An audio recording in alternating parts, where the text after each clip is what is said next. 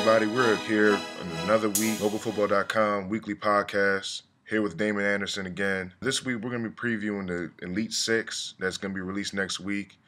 This is an exciting time. We're close to football. And we're also going to be previewing some of the scrimmages that are going to be coming up. First and foremost, Damon, we're coming close to that time now. And as we know, Mike loves his Elite Six release dates every single week. And the first one's coming up next week. Been a lot of debate whether Northwest should be number one, if there should be another team, whether it's the Masters or QO. Just give me your opinions on the Elite Six right now and who thinks should be number one and some of your surprise teams. Okay, yeah, I actually do have my own personal Elite Six. Mm-hmm. One of the coaches in the county hit me up a few weeks ago just to get my opinion, and he gave me his list, and mine was pretty much the same teams, just a couple of them flip-flop. I'm going to start from the top. My number one team in the county is Northwest. They are the defending 4A champions. Mm-hmm. They bring back one of the best quarterbacks in the state. They are loaded at the skill positions. Right. It's almost impossible not to pick the defending state champ as your number one team. Right. With that being said, my number two team is Damascus. Right. And outside of Northwest winning the state championship, Damascus would be my number one team. Player for player, I think they match up well with Northwest. Well, I wish they played this year, but if I had to pick right now, I would pick Damascus. But with that being said, they're not the defending state champions, so they're my number two team in the county. My number three team is Clarksburg. We talked about them a few weeks ago, and they are a lot of people's sexy pick to perhaps come out of the region this year, Right. and represent Montgomery County in the state tournament. They return 6 starters on offense and 6 starters on defense, I do believe. A lot of these kids have been playing on varsity for 2 years. This is nothing new to them. A lot of them think this is their time to shine. We're going to find out real quick because in week 1 they play my number 4 team, the Quince Orchard Cougars. Okay. We also talked about them a couple of weeks ago. They lost a lot in terms of senior graduation and coaching. Coach Mack is now at Urbana, and Coach Kelly takes over the helm. So, with that being said, we have been down this road with Quince Orchard several times over the years. Think they're going to lose a lot, think they're going to drop off, and they run off a 8-2 and 9-1 record, which brings me to my number 5 team, and that is the Paint Branch Panthers. Right. From what I've heard, they received a lot of transfers in from the other consortium schools. Yeah. Their offense is literally one of the best in the county, second probably only to Northwest. Me personally, I think they're on the same level. It's just a matter of a couple of drop passes or missed assignments, and Paint Branch would have been in the state finals last year. Right. My final number 16 is Whitman. They are my favorite / sleeper team this year. Already gone on record as to thinking they're going to make the playoffs. They should be exciting to watch this year, especially their tight end. I expect anytime they're in the red zone, it's going to him. Right. And that's my picks. There's a few surprises in there. I'm going to run through mine real quick. First, agree with you, Northwest is number 1. Defending state champions. They got to be number 1. Returning, my biggest thing is when you look at teams, are you returning your quarterback is the first place I go to. I mean, I'm not saying that it's number 1 thing overall, the end-all, be-all, but it's one of those things when I look at it, if you're not returning your quarterback, you're going to have a lot of things that you're going to have to answer throughout the season. And not only are they returning their starting quarterback from last year, this is a pretty good player that we're talking about in Mark Pierce. So I like them at number 1 as a solid number 1. E.J. Lee is another kid that they're returning. I just like their focus right now. They're in a mode where it's not only just about winning a state championship. It seems like they want to dominate everybody. It seems like they want to go undefeated and kind of end all the talk of when was fluke or whatever the case may be. I think they kind of want to get to that point. When we say Northwest, they just want to hear a great team great program. They don't want to hear any more fluke or, it was lucky or whatever the case may be. So I think they're going to be on a mission this year. I really do. And I think that they might be putting up some points and some numbers and some scores that we're going to be like, eh. If you're a team and you don't have your stuff right, I think that you might be in a world of trouble versus Northwest. Damascus is my number 2. Like you said, talent-wise, I think that they're as talented as anybody else, maybe in the state public school-wise. Jalen Christian, Jake Funk, those guys, they're going to be in there. And they got a talented linebacker core, too, that can hit. Of course, the coaching is great. And I just like how they are approaching the offseason when you're talking about finishing this time. And that's been the problem for them in the playoffs is finishing. So I think that them at number 2, I can really foresee maybe a move up to number 1 for them as the season goes on. Maybe, after they beat a Quince Orchard, after they beat a Clarksburg, those are 2 teams I'm going to talk about later on. Maybe you move up to number 1. But for right now, especially because of that quarterback position, I got them slotted at number 2. Number 3, I got Quince Orchard. The reason why I got Quince Orchard over your number 3 at Clarksburg is because I just like Barlow and Green as a combination. And I just feel like, and this is kind of going against my theory of, starting quarterbacks and returning, but when you're telling me that you're returning Barlow and Green and you're returning an O-line that's huge and you have one of the better O-line coaches in the state of Maryland, I just feel like those are proven commodities right there. I can trust those guys. I can trust that those guys are going to perform because I've seen them perform on a high level. And so when I go to the number 4 team in Clarksburg, it's a little bit because the reason why I have QO over them is because I have not seen them perform at a high level yet. Now, they have the potential. They definitely have the potential, but I have to see it. Week 1, they face Quince Orchard. This is going to be a huge time for them, and I think that they have to go out and show the county that they're ready to take that next step. Until that time, I got to put them behind Quince Orchard at this time. My number 5 team is Paint Branch. I believe that Paint Branch, coaching-wise, you can't get much better. They lost a lot, but they are getting back a lot of kids from, like you said, the other consortium schools that are over there. So I like them at number 5. And number 6 for me is Seneca Valley. I like your Whitman pick. I actually think that the Whitman pick is a pretty good pick and kind of made me a little bit waver a little bit right there. I think that I'm going to go with the chalk a little bit and go with Seneca Valley right now. I think those guys are kind of hungry to get back to the prominence that they were the previous years. And I think that, Seneca Valley might have a good season this year. Now, with Whitman, I think I have no problems with that pick at all. That's actually a great pick, in my opinion. And honestly, I wouldn't be surprised if I'm switching that there. So I really do like Seneca Valley going into this year as far as talent-wise and things like that. It's just that they're very young. But, Whitman is a great pick for that, though. So do you have any comments? I'm just surprised you put Clarksburg over your Quince Orchard Cougars over there. It wasn't easy. I'm sure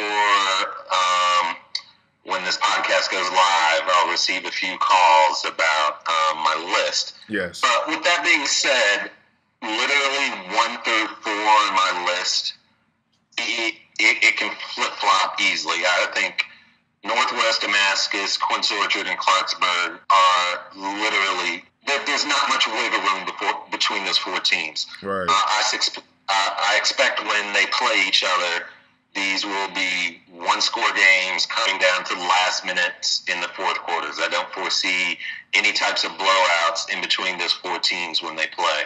And in terms of Whitman over Seneca Valley, again, player for player, I think that they both match up well. I went with Whitman partially because of their schedule and where I expect them to finish this year and where I expect Seneca Valley to finish. Okay. Looking at their schedules, if everything plays out like I expect it to, I expect Whitman to be at 8-2, and Seneca Valley, it's going to be close, but 8-2 with them too. But it's going to be close. I'm really looking at 7-3, but that Sherwood game kind of sticks out at me. Right.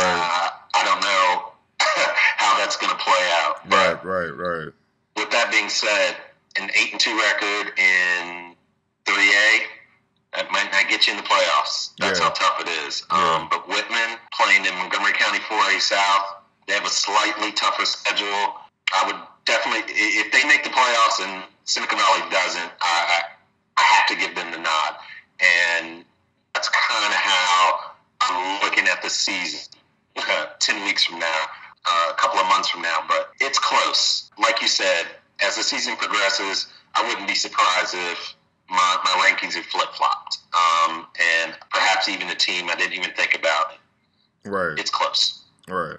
No, absolutely. All these teams that we're talking about are close. That kind of leads me into my next question is, we talk about surprise teams. I feel like, Damon, a lot of these teams we can classify as kind of surprise teams. You talk about a Paint Branch. They could go either way. They could be a lot better than we think or a lot worse. But I'm kind of leaning towards a lot better. They're kind of like an unknown right now. We don't really know what's going on over there. We haven't heard a lot about them right now.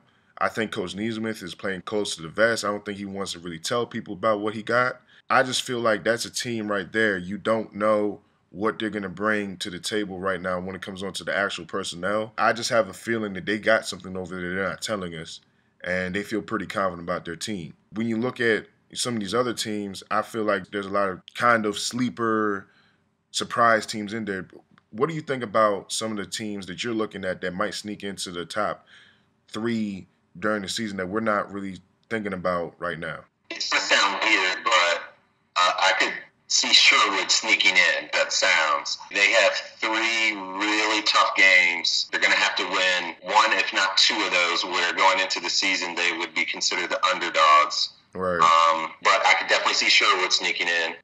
Based off of scheduling, obviously Seneca Valley could easily sneak in. That sounds kind of bizarre too, saying that about the Screaming Eagles. They're right there with Damascus. It's going to be a big game in week 8. That's going to tell us a lot about 3A. Seneca Valley, Sherwood, I could see slipping into the top 6. Outside of that, there's a drop-off. Right. Maybe Blair. Right. Maybe Blair. Strictly based off of schedule, Sherwood, Paint Branch, Whitman. Those are going to be some tough games, but if they can surprise 1 or 2 of those teams, they're definitely in the top 6. Outside of that, it's a huge drop-off. Wooten and Churchill, they could surprise a couple of teams, but have no idea what's going on over at those 2 schools. Both schools lost a lot of players transferring out, so Wooten has a new coach. There's talent in both of those schools walking the hallways right now, so they could sneak in, especially since they're both in the 4A South. You know what? I take that back. Rockville. Yeah.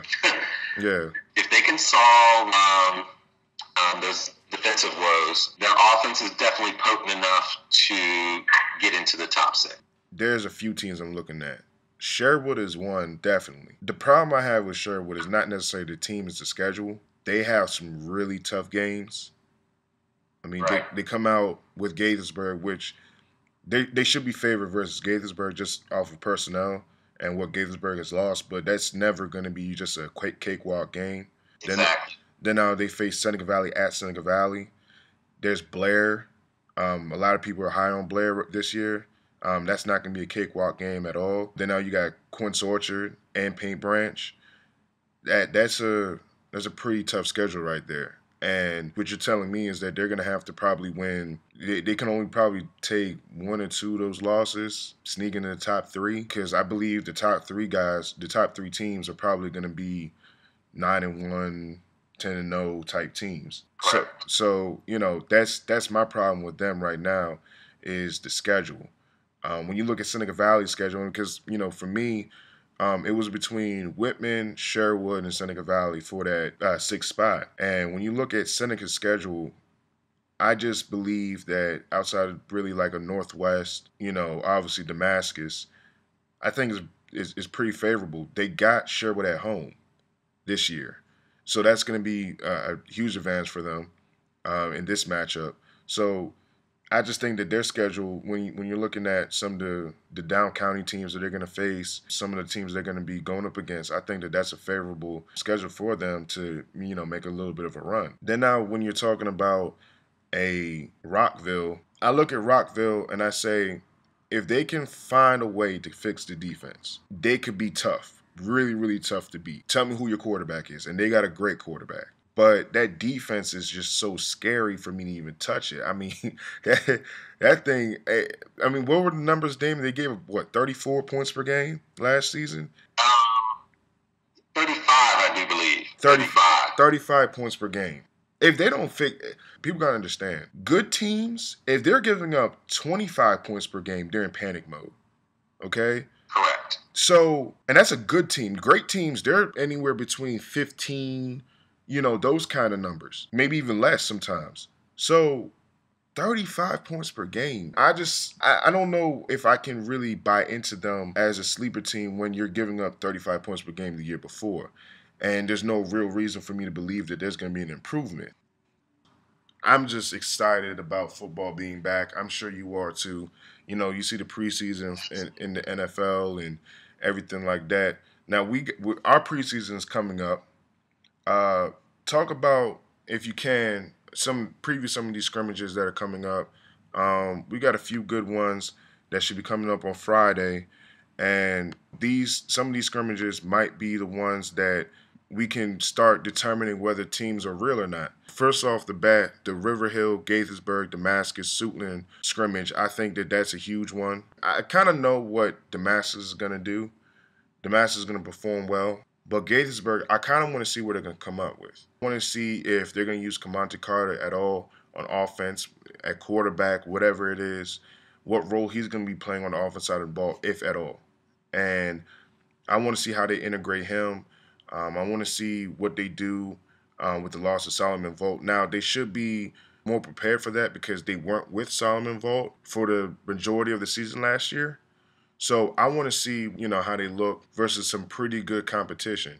River Hill, obviously, a power in 3A. They've won multiple state championships. I mean, in Howard County, they look at River Hill like how we look at Damascus and Seneca Valley. And Suitland, obviously, the state runners-up, they lost to Northwest, and their program is always solid. So it's going to be a great test for those, for our two teams in Damascus and Gaithersburg. Absolutely. Out of all the scrimmages this year, that is my number one that I want to see. Like you said, we'll get a decent idea of what Gaithersburg is going to try to do this year after the loss of several talented players. But Gaithersburg is Gaithersburg. I talk about that program in the same way I talk about Seneca Valley.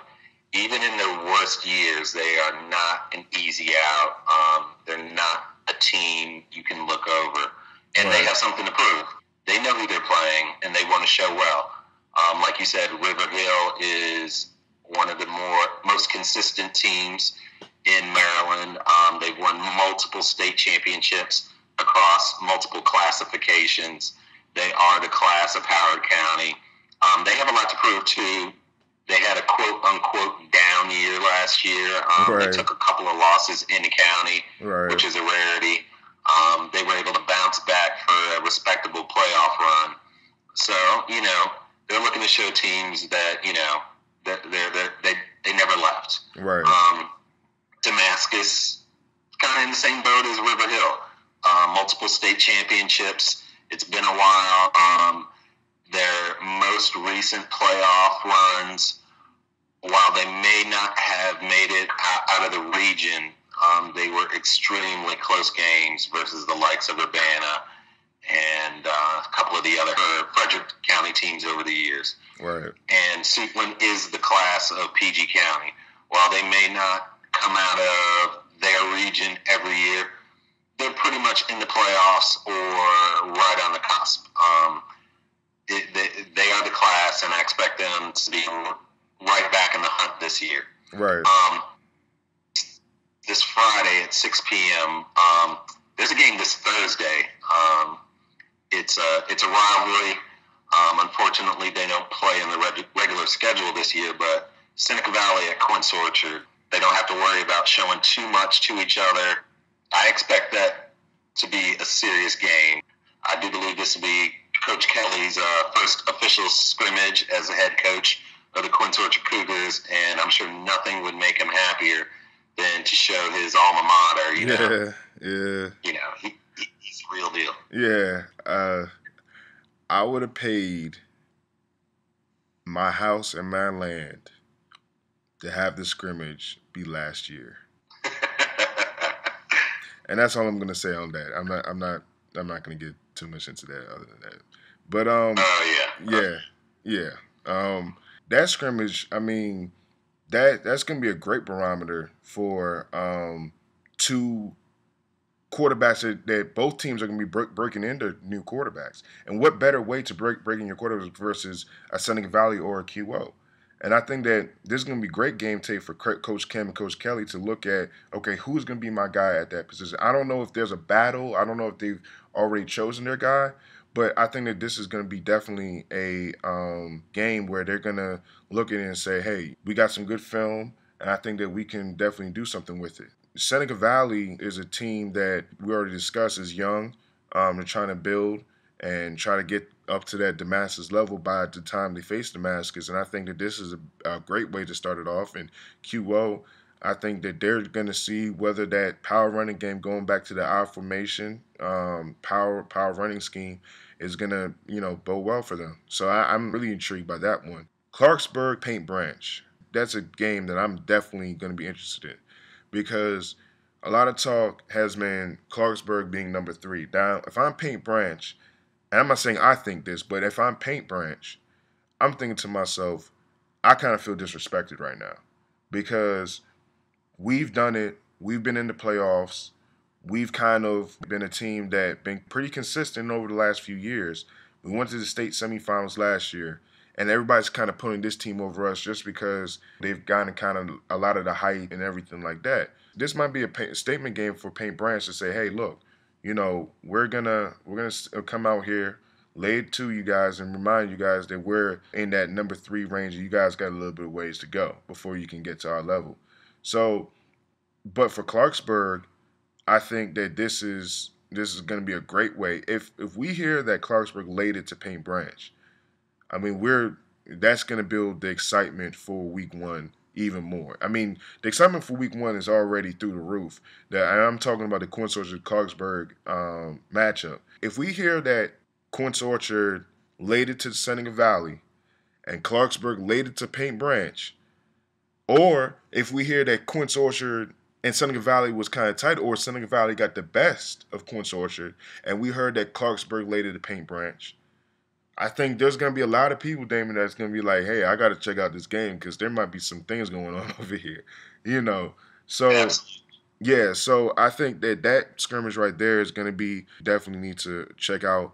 Obviously, another huge one is going to be the Sherwood, Old Mill, Urbana, Northwest scrimmage. I think that Sherwood, they can really start their run and see if, about the quarterback position, who's going to replace Elijah in that offense, because Elijah was a huge part of that offense. He did a lot for them. He was the shutdown corner, and he was their main running back. Now, they're going to have to find a way to replace that, and that's not an easy task. But I think they got pieces to do it. If it might be multiple people, it might be 2 or 3 guys that coming up from JV to mix in with the varsity guys. We'll see what their plans are, and also the quarterback position. I've heard that they like their 2 prospects that they got there. They got a young kid that they like and a senior that they like. So, I will want to see what they got going on over there. Northwest, I just want to see if they're able to keep it rolling. I want to see if they're really going to keep this whole rope, because, I mean, they've been on a tear since the state championship game. Kind of the subplot of this whole situation is Coach Mack is at Urbana now, and, obviously his last game was against Northwest. So, that's going to be kind of interesting to see. Think about the Seneca Valley Paint Branch scrimmage. That's going to be an awesome scrimmage. Like you mentioned, the Paint Branch coach playing his alma mater. You always want to show well when you're playing your old school. And it will be a good test for both teams. They don't see each other during the regular season. The coaching staffs are very familiar with each other, and the kids are going to be pumped. Right. it'll show, again, I think it'll show more of where Seneca is at and where they're going than Paint Branch. But Paint Branch will be tested. Seneca's defense is always stout. They played Northwest and Rockville last year and held both schools well below their average. So high-powered offense, Seneca doesn't. Right. It'll be a great test for both teams. Thank you for another week in the books, man. And, I'm really excited that football is getting started back up this week, man. And I'm just happy that we're getting close to that time. But, Damon, thank you for another week. We're getting close to that time where we're going to be actually talking about real football games and breaking them down. Thank you again. And this is another week in MocoFootball.com podcast.